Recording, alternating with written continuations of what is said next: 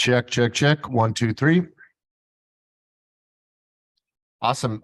We should be good.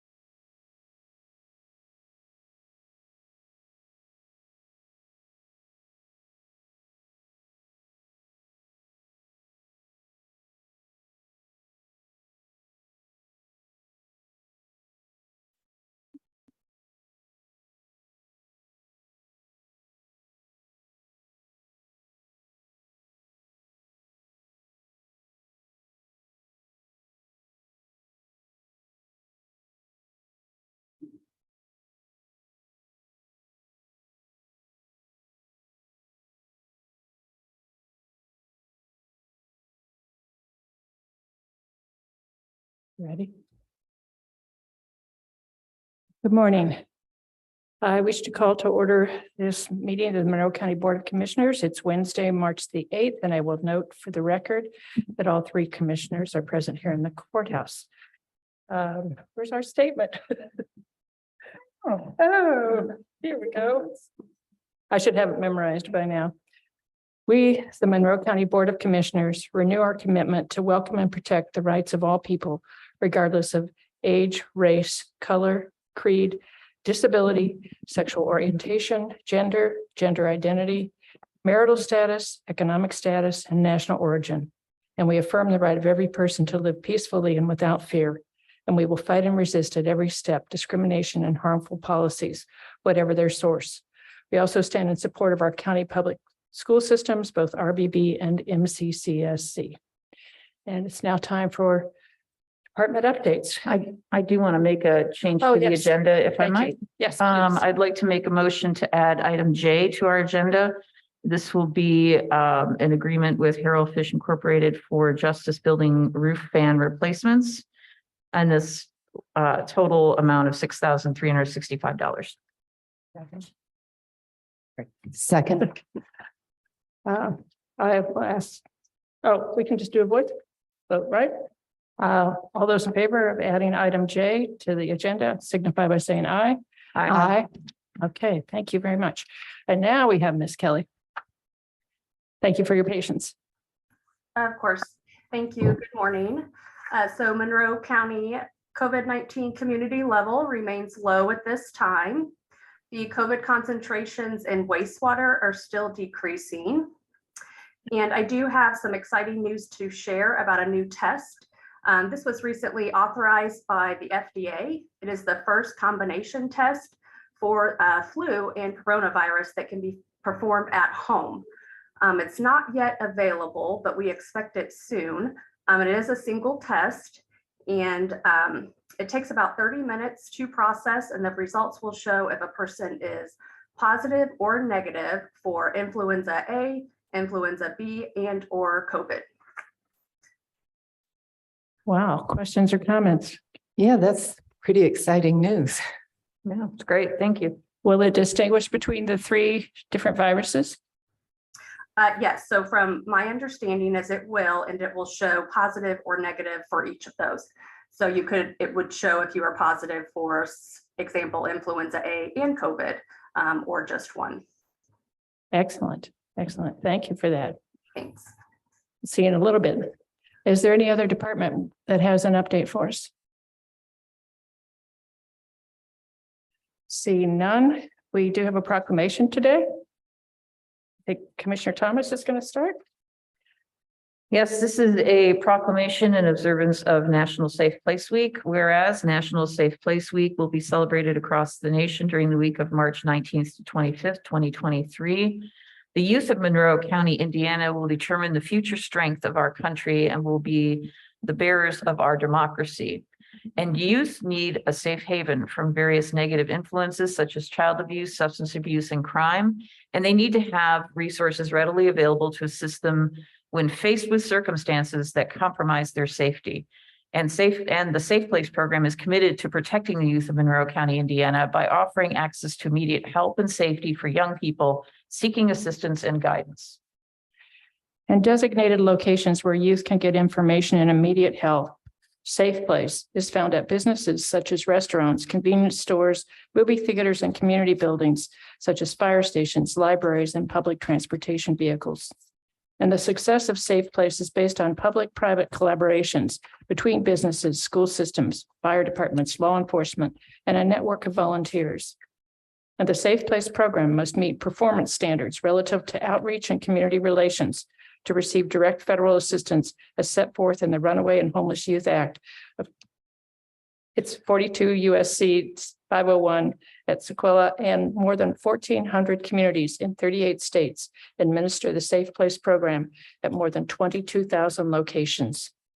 And since the program inception in 1983, more than 15 million youth have been educated through National Safe Place Network's Safe Place outreach efforts, familiarizing them with the Safe Place sign and providing them with information about how to seek help in order to stay safe. And more than 359,000 youth have been helped at a Safe Place location or received counseling by phone as a result of Safe Place information received at school. And increased awareness will encourage more communities to establish Safe Place locations where youth can readily access the help they need. Now, therefore, we, the Monroe County Board of Commissioners, do hereby proclaim our observance of the week of March 19th through 25th, 2023 as National Safe Place Week, proclaimed this 8th day of March, 2023. Thank you very much. Thank you, Commissioners, and good morning. My name is Cassidy McCammon, and I am the Safe Place Coordinator. And thank you for once again recognizing National Safe Place Week. This is a wonderful opportunity for Youth Services Bureau to raise awareness about the Safe Place program to help our young people in crisis. And this year, we'll be focusing on expressing our gratitude to the community partners who open their doors to these youth. We'll be sending handwritten thank yous to every single one of our sites, as well as a basket of goodies to the sites that have taken a call in the last year. We'll also be sending public service announcements across Monroe, Owen, and Greene counties with an emphasis on getting this information directly into the schools. Commissioners, thank you very much again for your support, and I hope you have a wonderful day. This is always a nice thing to be able to do. This is always a nice thing Oh, yes. that we get to do. Okay, now it's time for public comment. This is time for items that are not on our agenda. There's a limit of 3 minutes per speaker. And when you come up, please give us your name and whether or not you're a Monroe County resident. Sarah Gail Tala.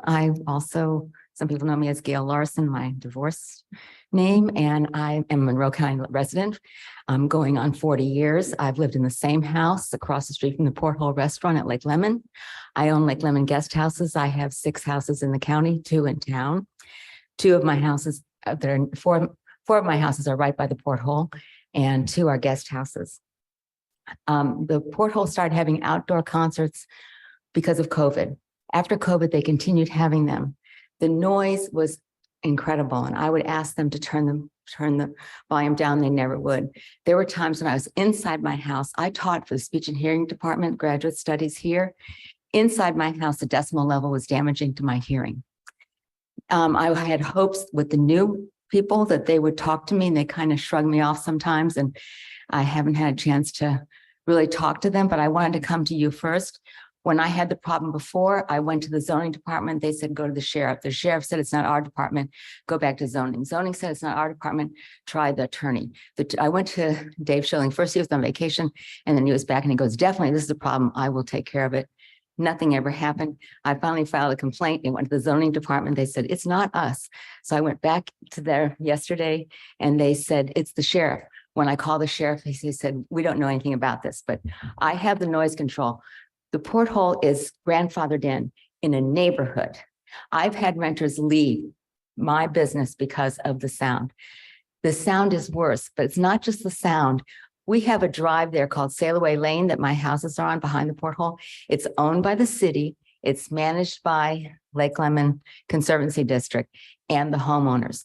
They block the road. Last night it was blocked that a truck A repair truck couldn't get back there. There was also almost several accidents. They could easily control this by having reservations or stopping. I went in on Saturday night when they were way over and people were standing wall to wall. The amount of people in there was way beyond the capacity. The capacity is how many, if everybody in the parking lot is in there, that's the capacity. They were double parked all the way down our lane. They actually drove on their septic and did some damage. The noise ordinance says no noise 50 feet past the original spot, which it is never that way. It also says after 10 o'clock silence. They started having, I don't want to complain. I want to be in good terms with them, but I want to get my rights known. So I wanted to come to you all first. It said, You still have 30 seconds. okay, it says, no noise after 10. Well, they're having music till 11 on Saturdays. The King Bee and the Stingers were turned up so high. I did a tape recording. I can't find my phone in my car. I did a tape recording from my front door. The front door open because I usually have it open, but I still have a covered entryway and it doesn't even face the porthole. And you should hear the sound. The sound of that was the sound that I would keep my record player on inside my house. So the zoning department said it's up to the commissioners to tell the sheriff that they have to enforce this. But I know that there's only 2 sheriffs working after like 6 o'clock and they could be on the opposite end of the county. But I didn't know if a letter could be written or what could be done. When they even stop the music at 10, that Time. The Okay. time has expired. there's another half hour of noise of people leaving it if they stop even at 10. Yeah. Thank you. I'm wondering, I don't want to put you on the spot, but I'm wondering, Mr. Cockrell, if you would take a moment and speak with her and give her some assistance if you're willing Yes, to I do that. That'd be great. Thank you. I forgot to sign in. No. I think that's really good. We do have ordinances. Yes. Is there anyone else, either virtually or in person, that wishes to speak?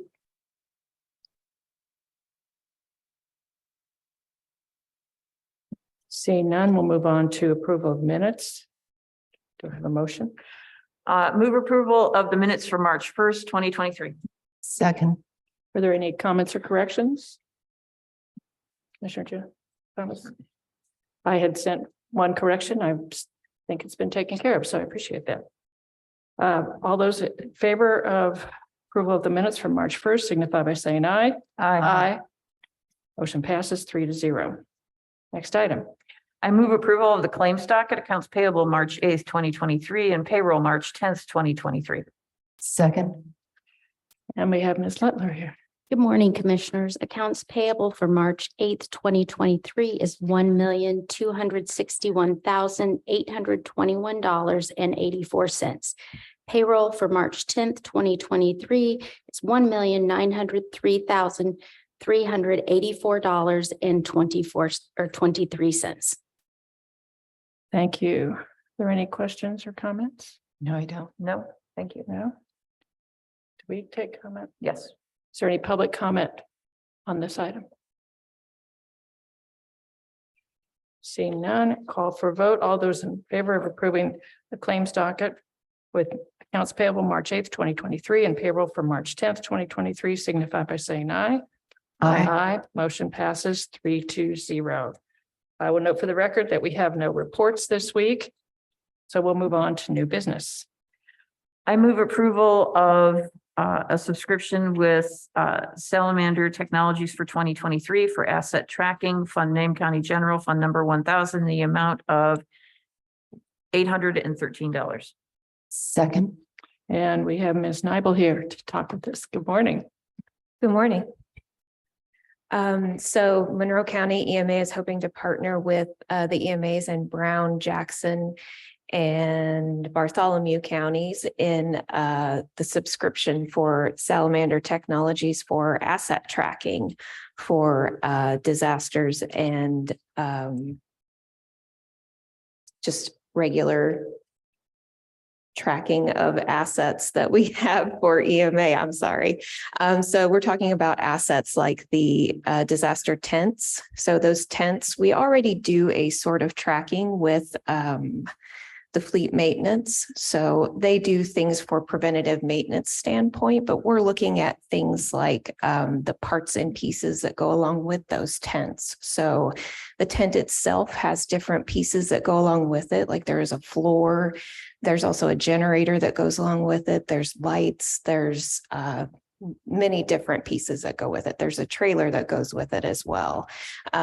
Whenever different entities want to use that tent for their purposes, we have to make sure that we get those pieces and parts back. We also have to make sure that we have accountability for the people that take those and use them and whenever they come back. Right now, we have a paper process that could always be a little bit improved. Whenever you have an electronic accountability system, it helps keep track of those things a little bit better. So it also will help us keep track of PPE in real time. So there will be an app on our phone where we could be out in the field and be able to look at those things. So, if we're not in our office with access to those paper process, we could look at those things in real time and be able to do those things right then and there, instead of having to say, oh, you need, a case of N95 masks. Well, hang on a second, let me go back to my office and look at those things real quick, So, and we'll be able to possibly partner with the health department. I've had conversations this week with the health department in, helping with those tracking their assets as well. It can also keep track of expiration dates in real time. So. Excellent. Yeah. Comments or questions? Certainly sounds like it would be practical. Yeah, I appreciate that it's cloud-based, which means everything is updated every moment. So it's a great thing. Well, and I really appreciate you fleshing this out to tell us what those assets are. I know too, from talking with your predecessor at times, that you will share things with other counties when they're in need. So this is a way to track it for that purpose as well. So thank There'll be you. a little work on the front end, but sometimes you have to put in the time to be able to get the benefit on the back end. So. Yes. Is there any public comment on this item? Seeing none, call for a vote on the agreement for the 2023 Salamander Technologies subscription. All those in favor signify by saying aye. Aye. Motion passes 3-0. Thank you for joining us this morning. Thank you. Happy International Women's Day. Yes. too. Oh, thank you. Okay, next item, please. I move approval of an Indiana Department of Health Integrated HIV Prevention and Surveillance Grant, fund name Harm Reduction, fund number 8153, and a grant amount of $65,899. Second. And we have Ms. Kelly here to tell us about it. Yes, so this is a renewal for our harm reduction grant funding. This grant funding specifically covers the department's harm reduction specialist, as well as a small portion that is allotted for supplies. The harm reduction program provides a number of services for the health department. All of these services are provided with the aim at reducing disease transmission and other harms in the community related to substance use. Some of these services include HIV antibody rapid testing, HCV rapid testing, overdose reversal training, naloxone distribution, the Monroe County Syringe Service Program, which we are in partnership with the Indiana Recovery Alliance, and materials and information about our safe sharps cleanup and disposal. Thank you. Comments or questions, Commissioner Jones? No, I don't. It sounds wonderful. Glad we're doing this. Thank you. And this person actually goes out into the field, right? Yes, that is correct. Doing outreach at several different organizations on a weekly basis, really. Yes, thank you. Is there any public comment on this item? I see we have Mr. Shelton with us. Please go ahead, sir. Good morning, Commissioners. Jim Shelton speaking for the Greater Bloomington Chamber of Commerce. Representing the business community, we certainly thank you for pursuing this, and we encourage you to approve it. This is very beneficial to the businesses, especially the syringe handling program in the areas downtown around Beacon and Switchyard Park, et cetera. Those folks are very appreciative of this kind of help. And then the whole business community is, really the whole community is, because it really is aimed at reducing disease transmission. So we encourage you to approve that, and thank you so much for doing it. Thank you, Mr. Shelton. Is there anyone else that has comment on this item? Seeing none, call for a vote on the approval of the Indiana Department of Health Integrated HIV Prevention and Surveillance Grant. All those in favor signify by saying aye. Aye. Motion passes 3-0. Thank you, Ms. Kelly. Thank you. Item, please. I move approval of the Soft Choice Microsoft licensing renewal, fund name Cumulative Capital Development Fund, fund number 1138, in the amount of $168,634.75. Second. And we have Mr. Crone here. Good morning, everyone. It's time once again to renew our Microsoft licensing agreement for our server operating systems, and 567, I believe it was the number of 365 licenses covered under this agreement. Those licenses for the 365 also represent 75% of the total cost of this renewal. So this is under a 3-year. This is the second payment of 3. This will carry us through next March, and then we'll have to renew one more time before we can renegotiate terms with Microsoft and change our licensing counts. Thank you. Questions or comments? No, I don't.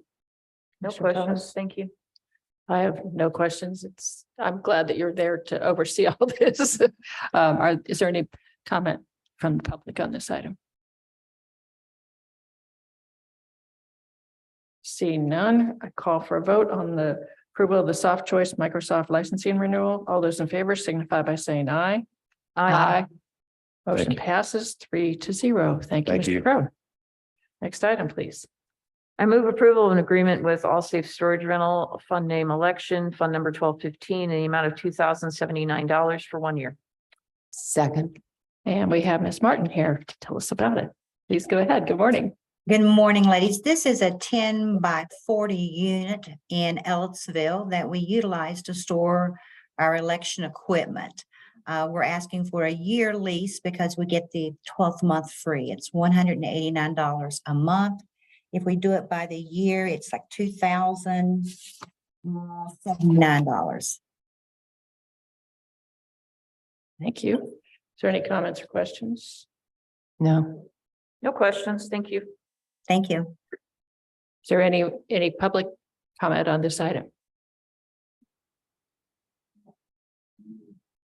Seeing none, I call for a vote on All Safe Storage Rental Agreement. All those in favor signify by saying aye. Aye. Motion passes 3-0. Thank you, Ms. Martin. Thank you. Next item. I move approval of an agreement with Resolution Group, Inc. for on-call services, fund names, Stormwater and Cumulative Bridge, fund numbers 1197 and 1135, as needed by amount. Second. And we have Ms. Ridge here for the first of many items. Sorry. Good morning. So we usually have some on-call agreements with engineering services, just on an as-needed basis. We have multiple of these agreements that we keep on hand just because everybody is so busy. And this way we can keep our projects going and reach out to a firm that might be available to provide these services for us at the time. Questions or comments? No, I don't. Mr. Thomas? No questions. Thank you. None from me. Is there any public comment on the item? Seeing none, I'll call for a vote on approval of the Resolution Group, Inc. on-call services agreement. All those in favor signify by saying aye. Aye. Motion passes 3-0. Next item. I move approval of an agreement with VTech Fire and Security for Brine Building Camera Equipment. Fund name ARPA Brine, fund number 8950, in the amount of $2,170.42. Second. Ms. Ridge again. So after the completion of the brine building, it was discovered that it would probably be beneficial to install a standalone camera. And the portion of the building where the actual brine tank sits. The controller is in a different part of the building. So this will save the employee that's making the brine through the controlling system, can actually see what's happening in that brine tank at the time and not running back and forth. And we actually went through IT, Greg Cron, to work with us on this quote. Thank you. Comments or questions? Yeah, I'm just curious, does brine burn? Does it burn? Yeah, It's a saltwater mixture. okay, that's what I thought. Yeah. So this is just basically camera, wire, equipment, one-time installation, and there's no service going along with this. This is just- Correct. Right, It's, okay. we had worked with Greg and talked about doing it with our cameras that we have throughout the whole property. Mm. But it was beneficial to just do this one as a standalone because it's just looking at one specific area at a certain time. Right, that makes perfect sense. Thank you. Does this also help to provide any security for the brine system? Yeah, absolutely. We have some cameras on the outside of the area, but this will be that one extra camera on the inside. Thank you. Is there any public comment on this item? Seeing none, I'll call for a vote on VTech Fire and Security Agreement for the brine building camera equipment. All those in favor signify by saying aye. Aye. Aye. Motion passes 3-0. Next item. I move approval of an agreement with DLZ LLC for the Mount Tabor Road Bridge number 13 replacement, fund name Major Bridge, fund number 1171, in the amount of $785,375. Second, And again, Ms. Ridge. This project began as a stormwater project in the long range plan. However, due to the size of the bridge, we've moved it to our major bridge fund. The agreement is to complete the design, do the right-of-way services, permits, pre-construction meetings, and the bid phases for this bridge replacement on Mount Tabor Road. Thank you. Comments or questions? no, I don't. None. Thank you. I have none. Is there any public comment on this item? I'm sure that the residents along Mount Tabor Road will appreciate this one and if and when it's done. But all those in favor of approving the agreement with DLZ LLC for the Mount Tabor Road Bridge number 13 replacement signify by saying aye. Aye. Motion passes 3-0. Next item. I move approval of NDOT change order number 1, Curry Pike, Woodyard Road, Smith Pike intersection, fund name Curry Pike, Woodyard Road, Smith Pike, fund number 8164, in the amount of $41,267.38. Second, Ms. Ridge. So it's my understanding that when a contractor bids on one of these projects through NDOT, they can elect to do a PG binder index. And basically it's bidding on an index that's a set price. And then at the time that the PG binder is, or liquid asphalt is put in place on the project, if there's over a 10% decrease or increase, then they will either get a credit or it would be an increase to the price of the contract. So in this case, and a contractor has the election to do this. It's not every contractor chooses to go this route. You're kind of dealing with inflation and what it's going to be at the time when you lay that liquid asphalt down. So it can, again, come out to a decrease to an LPA project or an increase. This one came out as an increase. However, it is still reimbursable through the 80% NDOT reimbursement. So $33,013.90 will be reimbursed back to the county for this cost. Thank you. Comments or questions, Commissioner Jones, no, I don't. Commissioner Thomas? So the net expense to the county fund is $8,253.48. Correct. There we go. Thank you so much. Any comments or questions from the public? Seeing none, I call for a vote on NDOT change order number 1, Curry Pike, Woodard Road, Smith Pike intersection. All those in favor signify by saying aye. Motion passes 3-0. Next item, please. I move approval of ordinance 2023-09 to amend various traffic ordinances. Second. And Ms. Ridge, you're just occupying this whole section here. So these items went to our Traffic Commission Board in February. It's amending our yield locations, our stop locations, and a no truck location. The amendment for the 89-01 is for the truck location will be Woodyard Road between Curry Pike and Vernal Pike. We already have truck restrictions up in that area with the roundabout and going on to Smith Pike and Loesch Road. So this extends this out to that portion of Woodyard Road. Ordinance 86-12 is deleting some yield locations that were in a subdivision and replacing those with stop locations according to our MUTCD that we are required to follow. The yield locations that'll be deleted is Middle Court for Village Drive for Doyle Avenue, Hickory Drive for Doyle Avenue.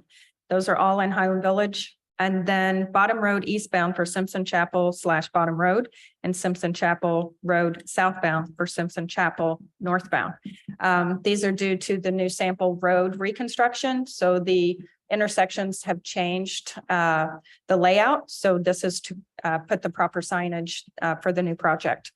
86-06 is adding the following stop locations: Hickory Drive for Bell Avenue, Middle Court for Village Drive for Doyle, Hickory Drive for Doyle, northbound Bottom Road for Simpson Chapel Bottom Road, and southbound Simpson Chapel Road for Simpson Chapel / Sample Road.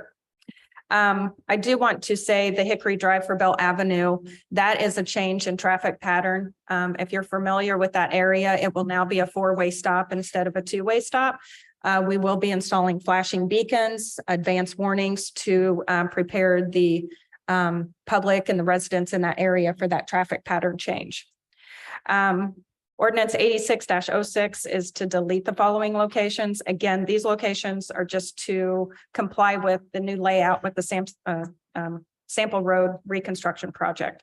Simpson Chapel Road for Bottom Road, Sample Road northbound for Simpson Chapel Road, Simpson Chapel eastbound for Sample Road, and Simpson Chapel Road westbound for Simpson Chapel Road eastbound. These were all approved at Traffic Commission in February, and they also are in accordance with the Indiana MUTCD. Thank you, Commissioner Jones. I couldn't have ever said that. Commissioner Thomas. I was going to ask you to repeat it, but I won't do that. Thank you. Even reading through it in the packet was like, oh my gosh. Yeah. It's very confusing, but if you're out there and you knew how it was kind of like a 3-leg with an island in the middle. So there was quite a bit of signage that needed to be deleted, and now it's basically a T intersection. Very good. I hope this will improve safety for everyone that uses that area, those roads. Is there any public comment on this area or on this item? Sorry. Seeing none, call for a vote on ordinance 2023-09 to amend various traffic ordinances. All those in favor signify by saying aye. Aye. Motion passes 3-0. Next item, please. Item J, this is our modified agenda item. I move approval of an agreement with Harold Fish Incorporated for Justice Building roof fan replacements. The fund name is Cumulative Capital Development Fund, fund number 1138-30067-000, and the amount of $6,365. Second. And we have Mr. Kreider here to talk to us about this. Good morning, Commissioners. Richard Kreider, Fleet Facilities. This request is to approve the agreement with Harold Fish Incorporated to replace 2 non-operational exhaust fans located on the Justice Building roof that provide ventilation to the jail in the amount of $6,365. Questions or comments? No, I don't. Thank you. It's just part of the ongoing work, and we do appreciate your diligence and your hard work on this. So thank you. Yep, you're welcome. Yes. Thanks. Thank you. Mhm. Is there any public comment on this item? Seeing none, call for a vote on approval of the Harold Fish Incorporated Justice Building roof fan replacements. All those in favor signify by saying aye. Aye. Motion passes 3-0. Thank you. Thank you. We do have some appointments, I believe. Yes, I shuffled my papers. I have to find it. There it is. All right. I'd like to make a motion for a number of appointments. Andy Grinstead to the Environmental Commission, a 2-year appointment ending February 1st, 2025. To the Board of Health, Robert Wren, MD, and Kay Leach, RN, 4-year terms ending December 31st, 2026. To the Traffic Commission, Joe Goss is a 2-year term ending December 31st, 2024. And Parks and Recreation Board, John Philip Cornwell. This is a 4-year term ending January 1st, 2027. And that's it. Second. I'm really honored that people would take their time to participate in these things. I know various ones of us attend some of these same meetings and it takes a good bit of time. It takes a lot of energy. So we're very lucky that our residents would do this. I'm sorry, any comment? No, I don't. Commissioner No, Thomas? nothing else to add, but thank you to everybody.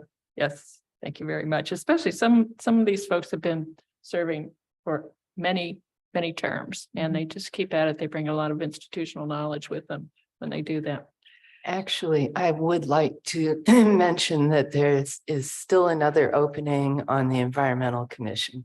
So if anyone is interested in that, please apply. Thank you. Thank you. We still do have openings on a few of the other boards and commissions as well. So we encourage residents to get onto our website at co.monroe.in.us and submit your application. So all those in favor of approving these appointments signify by saying aye. Aye. Aye. Motion passes 3-0. We do have some announcements. There's free COVID-19 testing available through Monroe County Health Department at 119 West 7th Street, as well as at the Monroe County Public Health Clinic at 333 East Miller Drive. And we're looking forward to those new tests that are coming out. The commissioners have virtual office hours each month for anyone who wants to speak with one of us. You can go to the calendar again at co.monroe.in.us for the dates and times and just log on via Zoom. As a reminder, daylight savings times begins this Sunday, March the 12th, where we will spring forward. We have ongoing blood drives. We have one today that started at 10 a.m. over until 3, one on Friday from 1 until 6, and then on April the 6th from 10 a.m. to 3 p.m. and Friday, April the 7th from 1 to 6. All of those are at in Shreve Hall at Ivy Tech, and we're very proud to partner with Ivy Tech on this. This is through the American Red Cross. If you wish to sign up, you can go to redcross.org.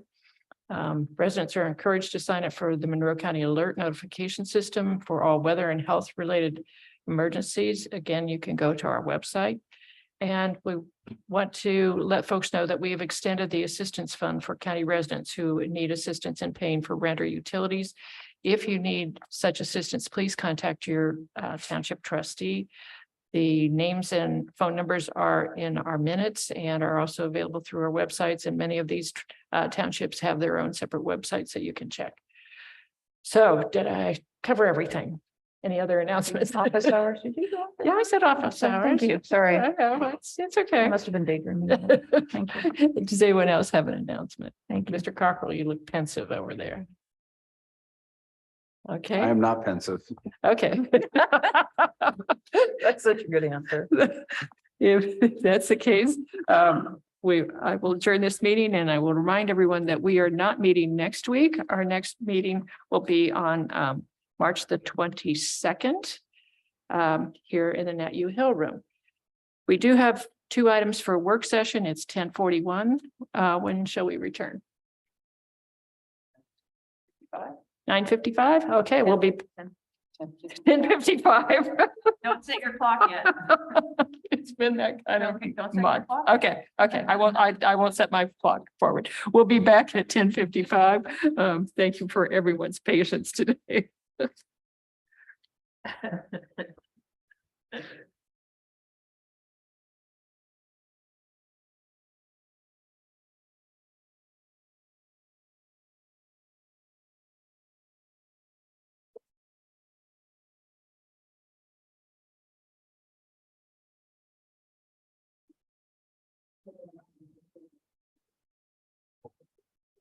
I grew up in Omaha.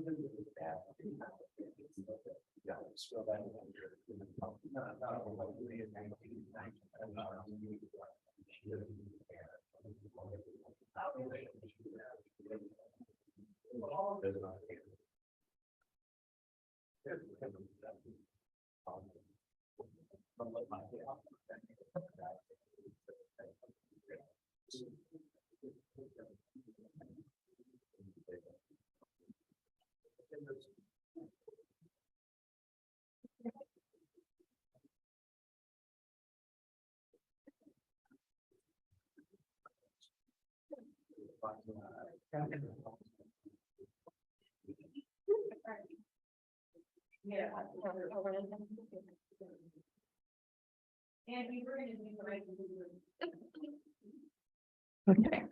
I wish to call to order this work session of the Monroe County Board of Commissioners. It is March the 8th, 2023, and we're going to switch the order of what's on our agenda here. So we'll ask the Youth Services Bureau with Angie Purdy here to talk to us about what's going on. Yeah, so good afternoon. This is actually just an amendment to an existing contract that the Youth Services Bureau already has with the Department of Child Services. This contract, this amendment, actually, what it does is first of all, it increases the length of the contract. It increases the number and kind of reports that DCS can require on each youth that is placed within the facility. Extends the amount of time a youth can be out of the shelter for law enforcement or evaluation without having to be readmitted. requires cybersecurity insurance, which is something that we have of not less than $1 million in aggregate. Requires the Youth Services Bureau to contact any agency DCS plans to transition a youth to after they leave the YSB plan, and then allows DCS staff to beyond their auditors to access personnel records with exception of medical information on these of the placed youth. So this is just adding some more work, if you will, to YSB's plate, but it's not changing their ability to still accept children. And these are changes that Department of Child Services is. Yes, these are the, excuse me, these are all coming through the Department of Child Services. They sent the amendment through our DocuSign process, and it's just an amendment to an already existing contract that we have. So are you asking for a vote on this? I am asking for a vote, yes. I'm asking, since this is a public meeting and it is an amendment to an already existing contract, just asking that you approve this amendment. I move approval of the amended contract. Second. Is there any public comment on this item or any comment from my colleagues? Did you confirm that our cyber insurance is $1 million plus limit? I have not confirmed that, I will- but I'm pretty, I will confirm it. I think we should have that confirmation. I know that when I can't tell you off the top of my head what it is, but I know that there was a lot of back and forth on that number, and I can't. I thought we have actually had to provide that information before to Ms. Tabernaugh, and so I will definitely I mean, confirm it. but- that's my only Yeah. question about it. So if you would move to approve it pending that confirmation, I think that would be outstanding. So moved. Second. Call for a vote on the amendment. All those in favor signify by saying aye. Aye. And then is there any other comment on this item? Seeing none, I call for a vote on the amendment with contract with youth services. All those in favor signify by saying aye. Aye. Motion passes 3-0. Thank you, Ms. Purdy. And Thank you. now we will move to item 1 on the agenda, which is RFQ committee members making recommendation regarding architect for new jail facility. Mr. Kreider. No, I did too. Hello again, commissioners. Oh, thank you. Appreciate it. Ready? Okay. Sorry. The RFQ committee met on January 17th, 18th, and 19th to hear from 3 respondents. We want to thank these respondents who took their time to meet with us, hear from us, and share their presentation with us. They are all very capable and proficient in what they do, and I believe we all felt like any one of them could provide a facility that meets our needs, the needs of the community, is progressive in its design, supports the mental health needs of our inmates as well as the needs of our employees, providers, and visitors, and will also allow for future flexibility in programming, care, and bed space. That said, one firm stood out above the rest, and that was DLZ. DLZ was the unanimous decision of the community. Some of the comments made by the committee members in support of DLZ were the following sentiments.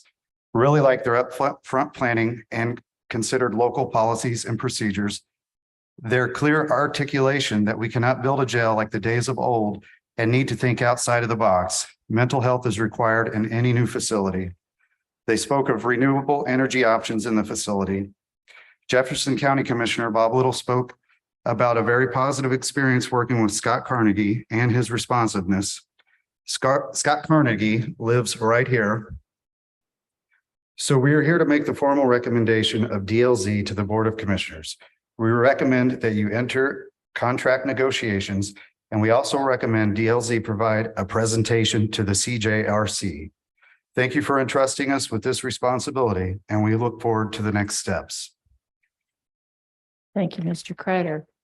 Comments or questions? Commissioner Jones. I'd just like to thank the committee for the time they put into this and I'm sure very careful consideration. Yeah, I echo the gratitude for the hard work that it took to get here. I am really glad to hear a unanimous recommendation. I think that that's impactful for me, so thank you for that.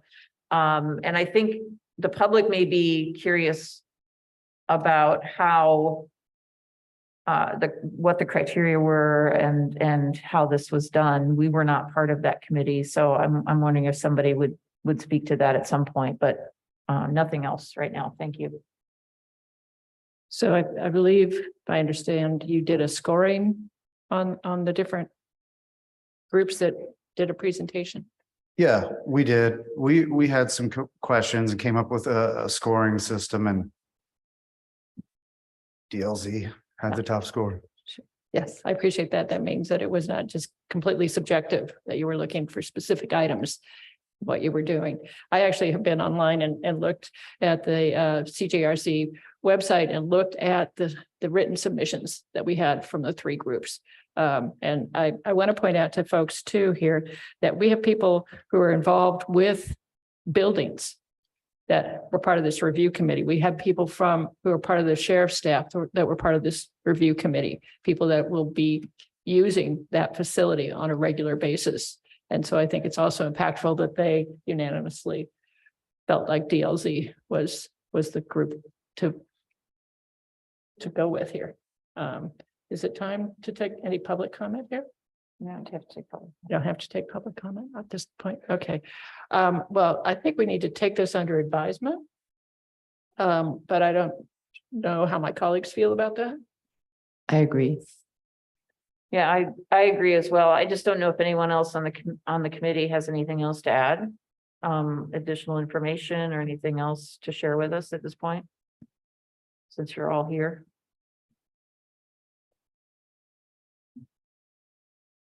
I have a question for you guys. When you say taken under advisement, does that mean you want me to reach out to what I would consider in a bidding context to be the apparent low bidder and start the process of seeing what their contract requests would look like and things like that? Please. Okay. Yes. And then if we have that in hand, perhaps we can review that at our March 22nd meeting. Well, I don't know if I'll have it in a negotiated form to present by March 22nd. No. I said if. But we do, just to clarify our process, we do have to actually officially select one with a vote before we even get to the contract phase, or can we just, how does that work, Jeff? Well, the RFQ for a design professional.